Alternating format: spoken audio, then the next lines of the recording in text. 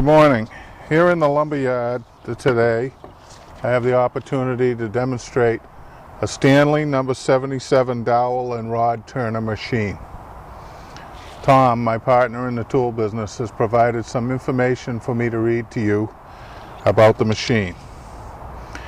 Prior to the development of the Stanley benchtop dowel and rod turning machine, craftsmen cut wood to the approximate size needed and then pounded the rough, oversized stock through a tapered circular hole in a metal dowel sizing plate.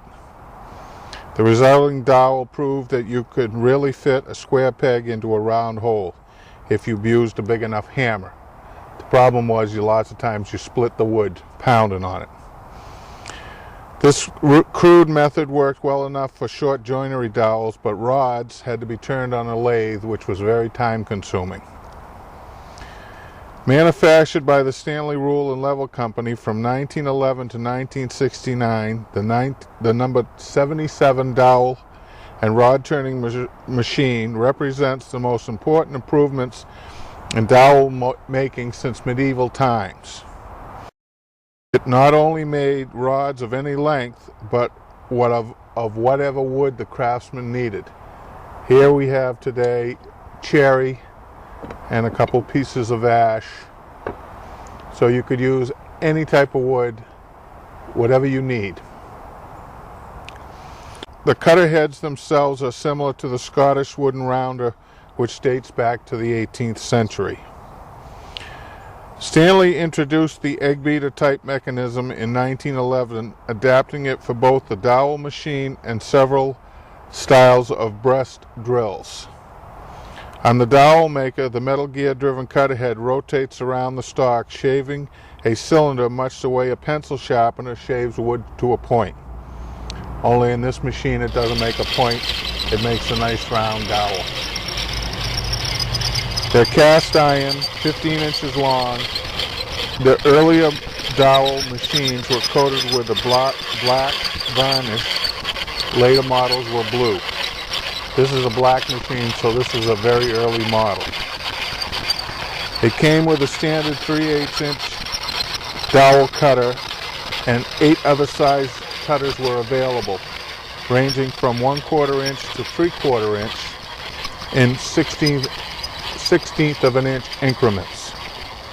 In 1911, this machine sold for $8.50, with other cutter heads selling for 80 cents each.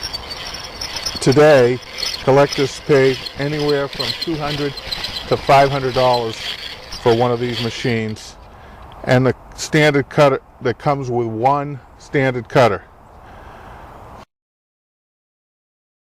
More for one of the multiple cutter heads. The heads alone can range anywhere from $30 to $160, depending on the size.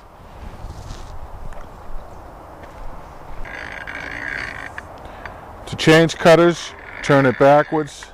The cutter just unscrews. This one's marked 3/8. Has a knife in here that can be resharpened and is adjustable.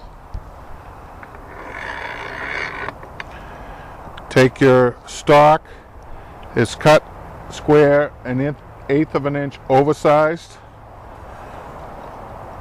Feed it into the machine and turn the crank.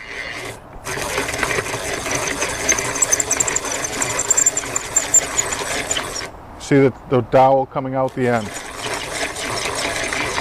This is cherry.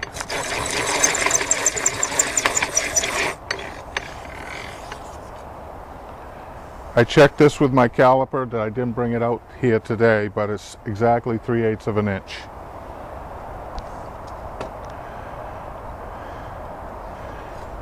If you take a piece of square stock, sometimes it's a little difficult to get it started, so we recommend making a little cone on the end. Be done with a bit brace and a cone maker. Or you can just put it on a disc sander and turn it a little bit and get the end round. I'm going to turn the machine around so you can see the other side.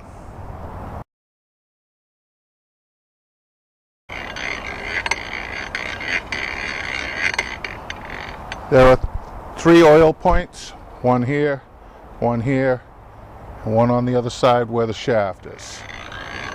The handle is adjustable. We will sell it to you mounted on this pine base, but we have secured the base to the plank with a couple of screws, just so it won't shift. It's a very nice machine. The gears are in absolutely perfect condition. We believe it was bought and never used.